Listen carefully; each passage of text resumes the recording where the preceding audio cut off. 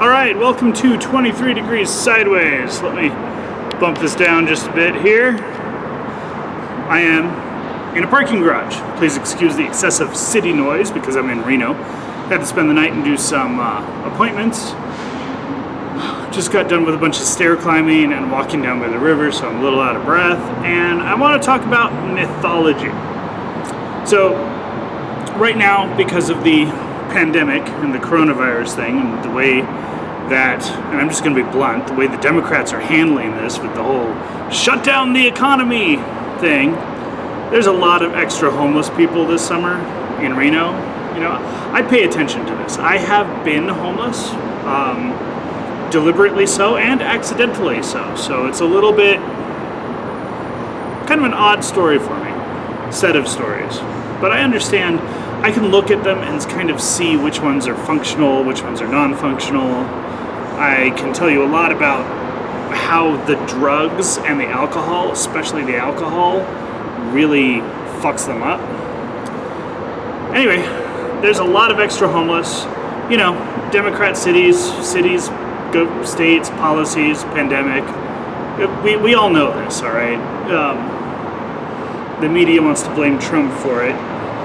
Trump wanting business is why we have homeless people, whatever.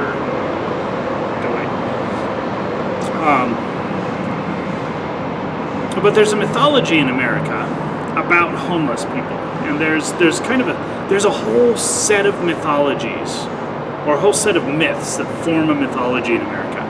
And it's kind of crazy, you know. We've got you have a mythological construct called the social safety net, but it doesn't mean, it's one of those very extensible phrases. It doesn't mean anything because, you know, it's not social safety net. It's actual social provisions for every aspect of your life, cradle to grave, with no effort. That's what it comes down to, but they call it a social safety net. But what does that mean? You know, SNAP, Medicare for all is considered part of the social safety net. Where do you get unified single-payer national health care as a safety net? That's not a safety net. You know, there's all this stuff because you'll remember, I have a friend on Diaspora. It's actually on Pluspora, and he's a really good.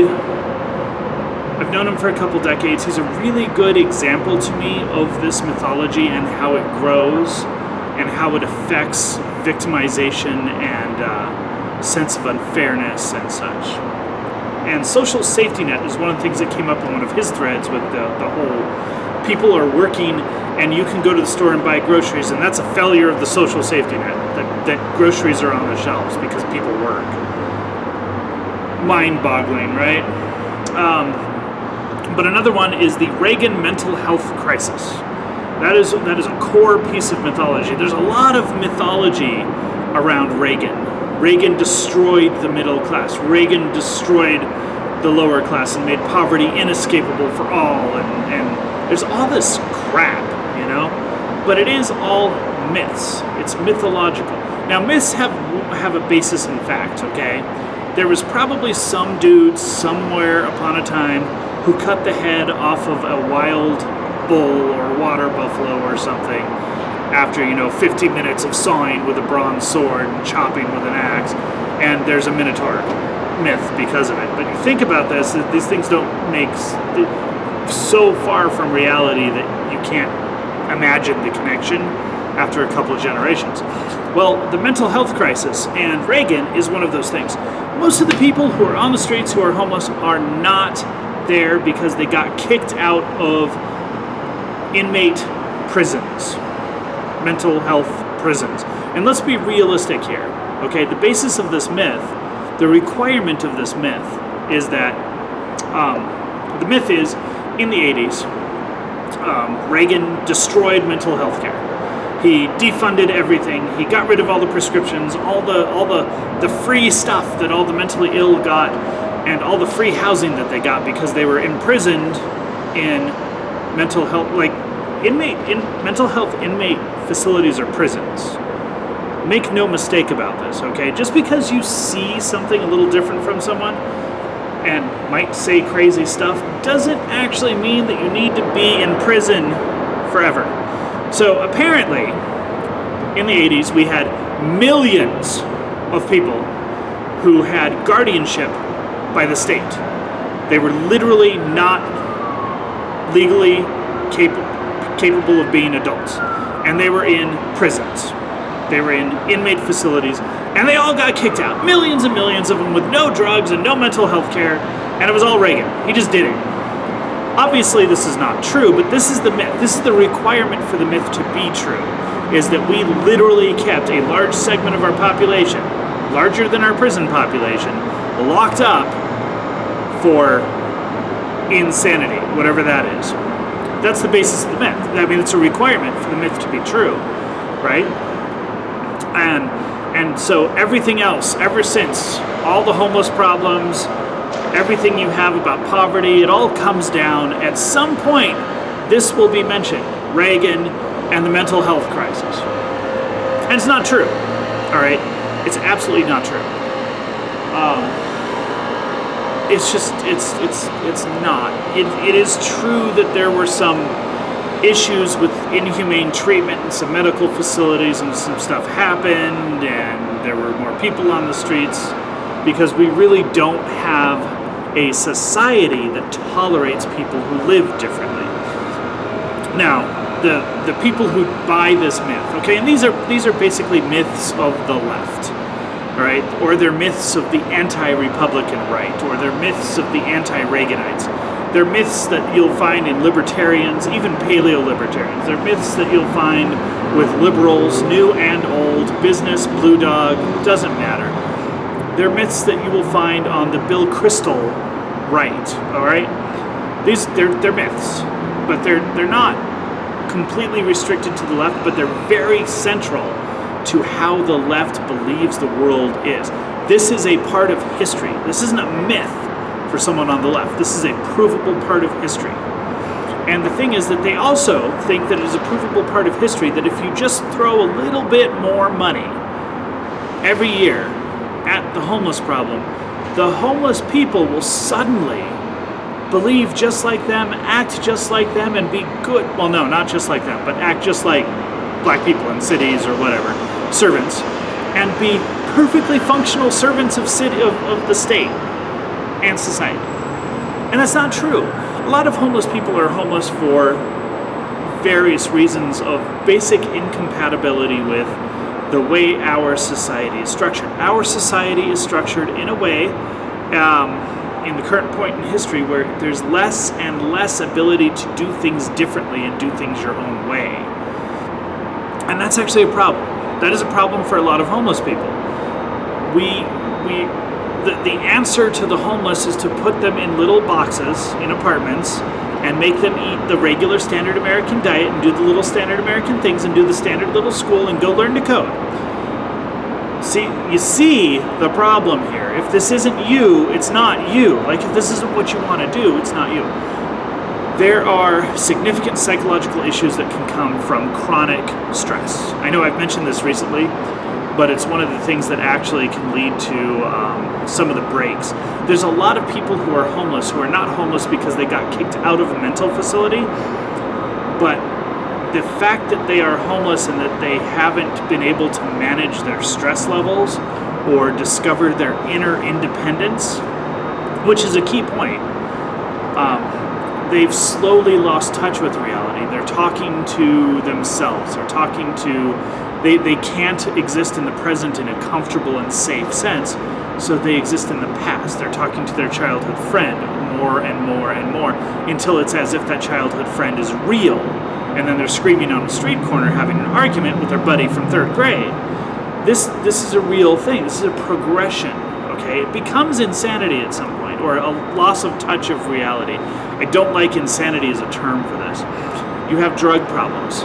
Many people who are homeless because of, or develop while being homeless, temporarily homeless, serious drug problems. A temporary state of being homeless is not actually that big a deal. Like, traditionally in America, it wasn't always that big a deal. Couch surfing for a little while was never that big a deal. Camping out. My grandfather, his little biography he wrote before he died included stories of the places where they would camp in the 30s, before World War II, to do work. Like before he got married. I guess he got married before World War II, but so this would be late 20s, early 30s. People would get together to do work. Like the 5 or 6 guys would get together. They'd do day labor. They would camp out in a little section of the woods and save their money. Get married, buy a house. Like this literally happened. This is not like weird stuff. This was making America. This is literally the American dream.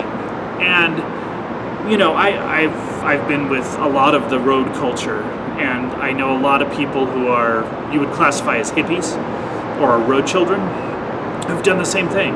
You know, guys decide they're going to move across country because the paper mill closed and they just want to get out of the state and get to a better environment. Wife, kid, 2 kids. I've known people with 2 kids who've done this. They go out, they find a place down by the river outside of like Davis or Yolo County or down south in Arizona. They set up camp for a while, get a job, work for a couple months, get into an apartment, get their lives going. It's not a big deal. It's a big deal to you because you have the prejudice of your modern society. Homelessness is not in and of itself a crime or a problem. It's how we treat it and how you treat it. So a lot of people get very stressed out. A lot of people will be stressed out and they'll get drunk once or twice, and then it's a habit, and then it's an addiction, and then it's a toxicity, and then it eats their brain cells, and it leads to other drugs. This stuff happens. There's a lot of crazy people who have nothing to do with Reagan or mental health care. They went crazy due to a combination of inability to cope with stress and drug use on the streets.